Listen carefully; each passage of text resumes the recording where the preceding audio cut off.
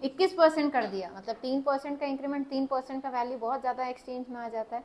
अब यहाँ 3% इंक्रीज हुआ है तो बैंक क्या करेगी, जो 1000 रुपये में से अभी इस पे 18 रुपये में 180 रुपये देने पड़ रहे थे बैंक को आरबीआई के पास, अब वो 210 रुपये देने पड़ रहे हैं। बैंक के पास कितना बचा, 790 रुपये बचे। अब उस 790 रुपये में 210 रुपये भी कमाने हैं और उसके लिए अपना प्रॉफिट भी कमाना है, क्योंकि बैंक कोई एनजीओ तो है नहीं, बैंक वो बैठा क्यों है, पैसे कमाने के लिए। उसके वर्कर भी काम कर रहे हैं, उसकी बहुत सारी ब्रांचें हैं, उनका भी खर्चा निकालना है। तो उस खर्चे को निकालने के लिए क्या करेगी बैंक, जो है रेट ऑफ इंटरेस्ट को भी इंक्रीज कर देगी।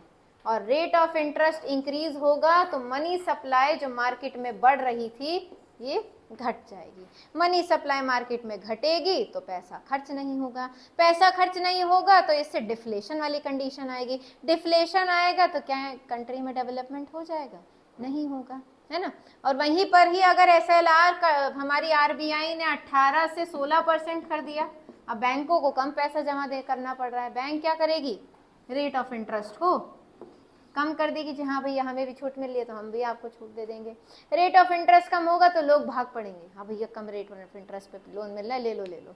लोग पैसा ले लेंगे और फिर पैसा लेके मार्केट में इसको एक्सपैंड करना शुरू कर देंगे। मार्केट में इसका एक्सपेंडिचर बढ़ेगा तो क्या होगा, अब एक सामान को खरीदने के लिए 10 लोग आ गए 100 रुपए लेकर, तो जो दुकानदार है उसके दिमाग नहीं चढ़ेंगे, वो कहेगा नहीं मैं 100 रुपए में नहीं बेचूंगा, मैं 200 में बेचूंगा। तो इससे क्या होगा, इन्फ्लेशन हो जाएगा, महंगाई बढ़ जाएगी। तो क्या इन्फ्लेशन होने से डेवलपमेंट होता है, नहीं होगा। तो आरबीआई का वही चैलेंज आ गया, मॉनेटरी पॉलिसी भी लानी है, इन्फ्लेशन को भी कंट्रोल करना है और डेवलपमेंट को भी बढ़ा के रखना है। तो सीआरआर एसएलआर दोनों ही इनडायरेक्टली हमारे आरबीआई इसको इंक्रीज करके या इसको डिक्रीज करके मनी सप्लाई को रोक भी सकता है और मनी सप्लाई को बढ़ा भी सकता है। ठीक है, अब ये तो इसमें कुछ सर्टेन लेके चलते हैं कि हाँ मनी सप्लाई कंट्रोल रहे तो वो अपने अकॉर्डिंग चलते हैं। जब उन्हें लगता है कि मनी सप्लाई कम हो रही है तो एसएलआर और सीआरआर दोनों को कम कर देगा। जब उन्हें लगेगा कि मनी सप्लाई बहुत ज़्यादा बढ़ रही है तो दोनों को ही बढ़ा देते हैं। ठीक है, तो एसएलआर भी समझ में आया आपको, जो सिक्योरिटी के रूप में बैंक जमा करके रखता है आरबीआई के पास, जो उसका अगर बैंक खुद बैंकरप्ट हो जाए या भाग जाए तो उसकी भरपाई उस पैसों से आरबीआई हम लोगों को जो पैसे हमने जमा करे थे उसको देकर पूरा कर देगी। ठीक है, लिख लेते हैं इस बात को भी।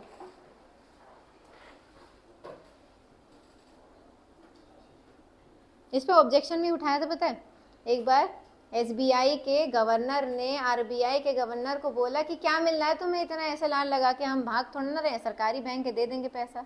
तो फिर आरबीआई के मेंबर्स की तरफ से जवाब आया कि हमारे आरबीआई के गवर्नर ये पैसा अपने घर नहीं ले जा रहे हैं, ये हमारी जनता का पैसा है, अगर वो भाग गए तो आप भाग गए तो ये पैसा की हम भरपाई कर देंगे। नहीं तो नीरव मोदी जैसे लोग लेके पैसा भाग जाते हैं और हाथ पे हाथ रख के बैठ जाते हैं। लिखेंगे every bank shall maintain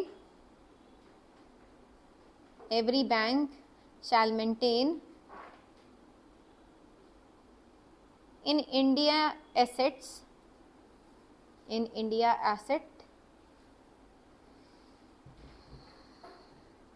comma the value of which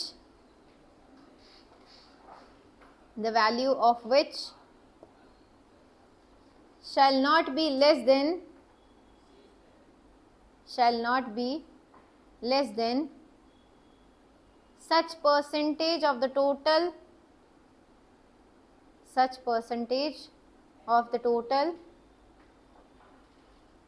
of its demand percentage of the total of its demand and time liability, मतलब NDTL, demand and time liability in India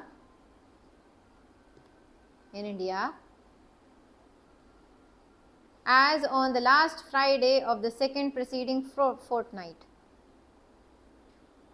As on the last Friday of the second preceding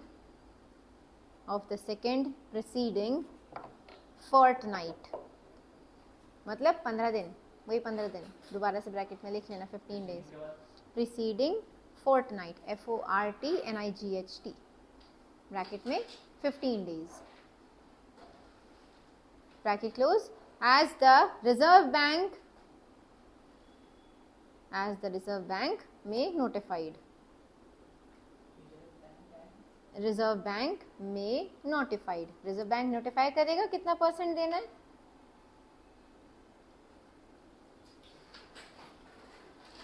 eight present SLR equals to 18% लिख लेंगे। अब ये at present में 18% है SLR,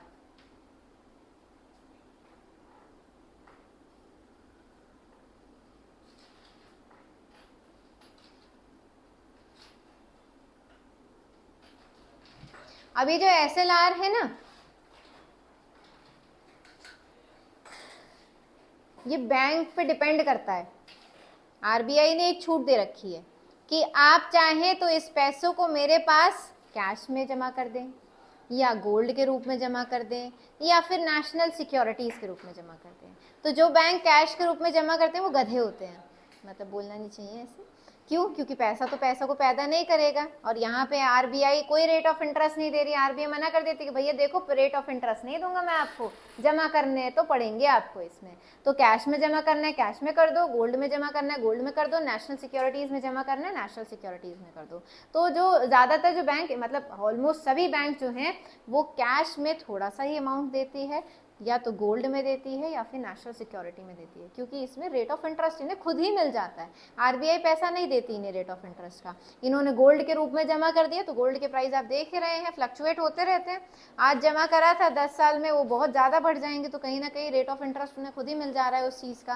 national securities में भी जमा कर देते हैं। नेशनल सिक्योरिटीज़ में क्या होगा, 18,000 करोड़ रुपए की नेशनल सिक्योरिटी खरीदी, जिसमें गवर्नमेंट ऑफ इंडिया अपना पूरा एक डिमांड ड्राफ्ट पेपर बना के देती है। आपने देखा होगा कभी आपने अपने पापा या मम्मी के किसी का LIC का पेपर बॉन्ड देखा हो कि मैं LIC ऑफ इंडिया इस पर्सन से, मानसी सिंह से 10 साल के लिए 15 लाख रुपए 10% ब्याज रेट ऑफ इंटरेस्ट पे उधारी लेता हूँ, मैं वचन देता हूँ कि 10 साल बाद मैं इन्हें 10 लाख रुपए का 10% के साथ पैसे अदा करूँगा, और पूरा साइन रहता है, पूरा बॉन्ड पेपर रहता है। ऐसे ही नेशनल सिक्योरिटीज़ भी होती है गवर्नमेंट की तरफ से। मैंने आपको बताया था गवर्नमेंट मास्टर प्लान्स निकालती हैं, कोई डेवलपमेंट फॉर्मेशन भी लाती है, उसमें इन्वेस्टमेंट करने के लिए सरकार बॉन्ड रिलीज करती है। मान लेते हैं कोई डैम कंस्ट्रक्शन कर रही थी, तो सरकार अपनी तरफ से पूरा पैसा खर्च नहीं करेगी, 100 करोड़ रुपए का पूरा डैम का कंस्ट्रक्शन है तो 100 करोड़ रुपए के बॉन्ड निकाल देगी।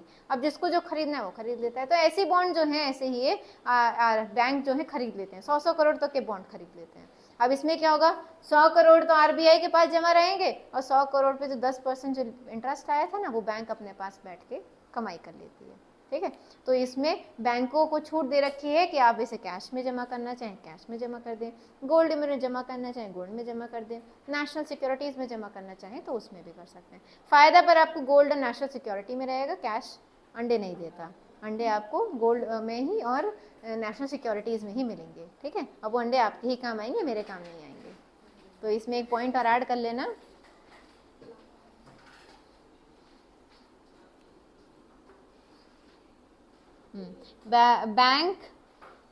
Bank can deposit such asset, bank can deposit such asset in national securities, national securities इसे गवर्नमेंट सिक्योरिटीज भी बोल देते हैं, cash and gold, cash and gold, gold सोना बहुत अच्छा है।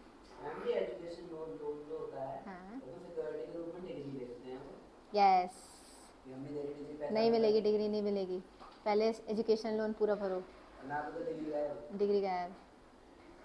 मेरे पैसों से पढ़ाई करी और उस पढ़ाई को यूज करके मेरे पैसे नहीं दे रहे हो, ऐसे कैसे होने दूंगा मैं, ले लो इसकी पढ़ाई। चलो नेक्स्ट आते हैं रेपो रेट।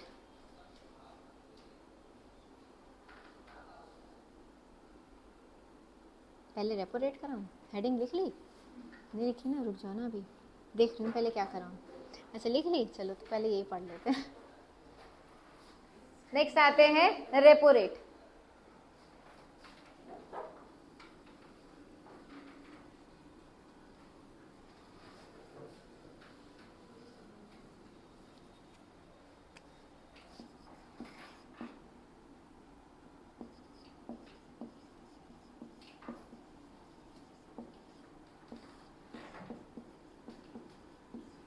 ये क्या होता है, ये किसी तरीके से कोई ड्यूटी नहीं रहती आरबीआई बैंक के बीच में।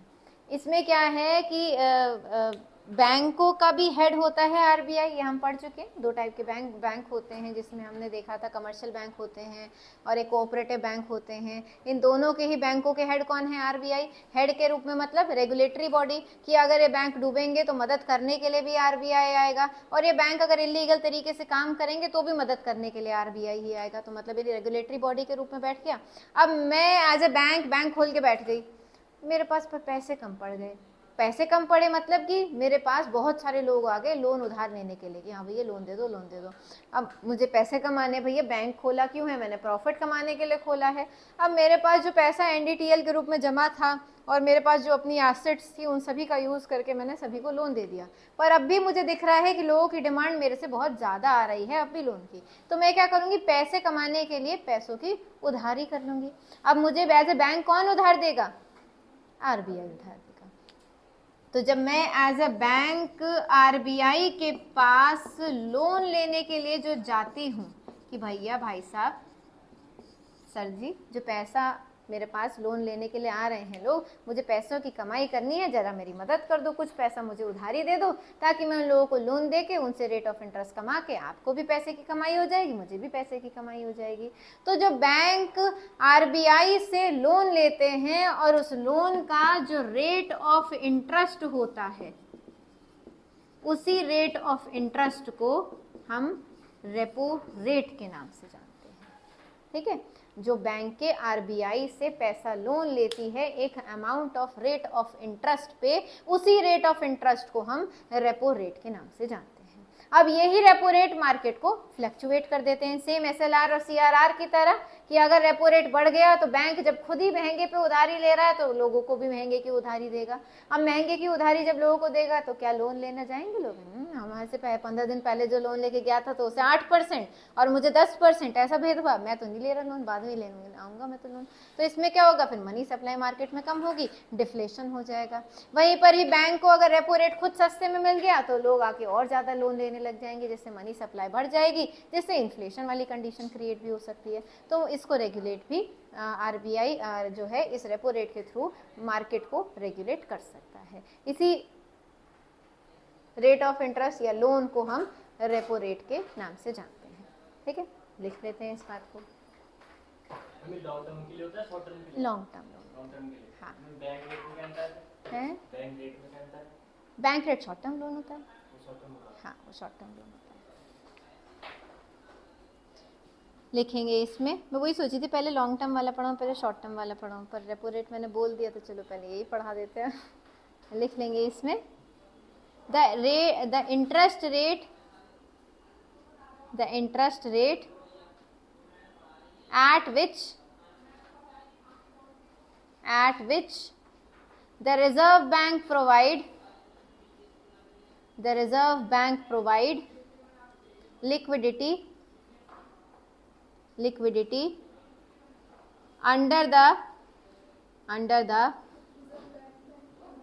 Reserve Bank provide liquidity under the liquidity adjustment facility,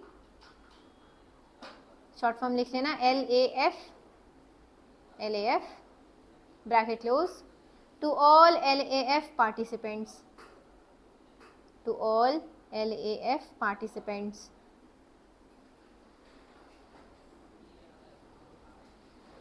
against the collateral of government, against the collateral COLLATERAL,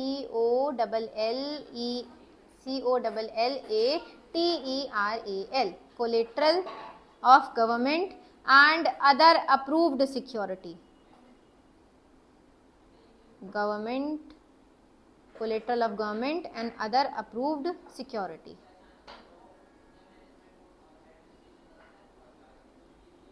next point लिखना, current repo rate is 5.25, update करते रहिएगा इसे, एग्जाम देने जब जाएं तो उससे पहले इसे एक बार चेक कर लेना कितना है। ठीक है, अभी जब लोन लेने जाते हैं ना तो ऐसा तो नहीं है किसी भी बात पे लोन उठा के दे दिया, तो गवर्नमेंट को भी तो सिक्योरिटी चाहिए, मतलब आरबीआई को भी तो सिक्योरिटी चाहिए कि मेरा जो लोन दिया है मैंने आपको वो मिलेगा भी या नहीं मिलेगा। क्यों? क्योंकि अगर आपने किसी आदमी को लोन लिया और उस आदमी ने पैसा नहीं भरे तो आप तो मेरे पास कह दो कि भैया उसने तो लोन ही भरा, मैं कहाँ से दे दूँ आपको।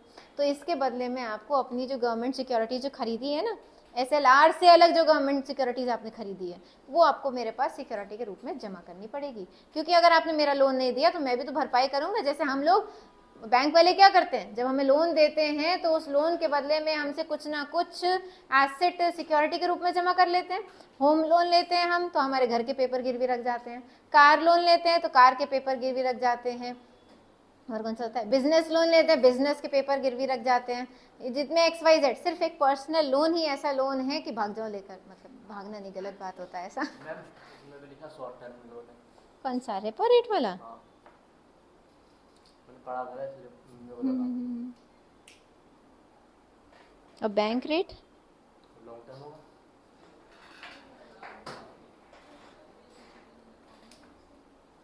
उल्टा हो गया, बैंक रेट लॉन्ग टर्म लिखा, लॉन्गर टर्म पर्पस। चलो क्या बोल रही थी मैं?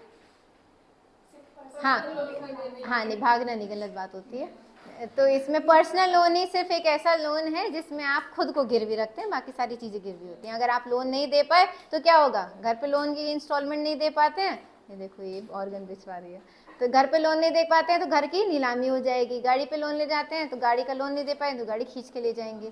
तो ऐसे ही आरबीआई जब किसी बैंक को लोन देती है तो उससे बोलती है कि भाई साहब लोन लेके तो जा रहे हो, बदले में कुछ सिक्योरिटी के रूप में रखना पड़ेगा। और वो बैंक क्या रख के जाती है फिर, जो नेशनल सिक्योरिटीज या फिर किसी तरीके से उसने कोई गोल्ड कुछ भी परचेज करा था उस सिक्योरिटी के रूप में, उसको यहाँ पे रख के जाना पड़ेगा। अगर बैंक डिपॉजिट नहीं कर पाएगी तो उसे बेच के आरबीआई अपना पैसा निकाल लेती है। ठीक है, तो ये पॉइंट लिख लिया था ना, रेपो रेट भी लिख लिया था, इसका कितना चल रहा है, एक पॉइंट इसमें ऐड कर लेना, it is a short term है, रखते हैं short term loan.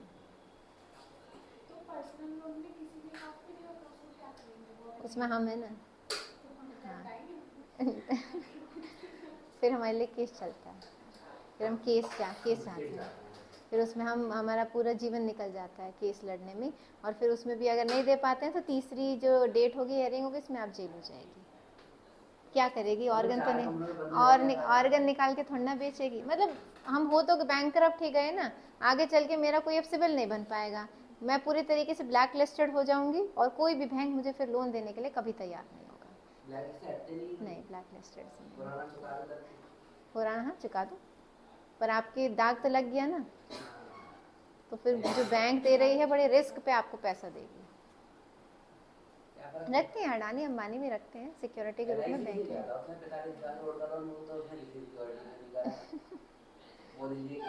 Personal loan मिल गया, मोदी जी कहने पे मिल गया ना, तो गवर्नमेंट सिक्योरिटी हो गई ना। हाँ LIC, हाँ तो जनता का पैसा तभी तो इसमें SLR रखा जाता है, वो भाग जाए देकर तो SLR भरना पड़ेगा। LIC को बैठी रहेगी देख कर कि ले SLR चला गया मेरा इसमें, है तभी तो RBI SLR CRR रख पाती है। भाग जाओ तुम्हारे पैसा हम चुका लेंगे, पर क्या पैसा चुकेंगे, मैंने 5 करोड़ रुपए जमा करे और मेरे को से 5 लाख ही मिले तो क्या निकला मेरा, है हाँ सिर्फ इतना ही मिलता है। पूरा RBI के एक्ट में लिखा गया है कितना चाहे पैसा जमा कर लो, 5 लाख से अगर पैसा जमा करा है और बैंकरप्ट हो गया तो सिर्फ 5 लाख ही मिलेगा, इससे ज़्यादा हम नहीं दे सकते। सरकार का मना है तो मुआवजे के रूप में वो आपको दे सकता है, कंपनसेशन के रूप में, वो तो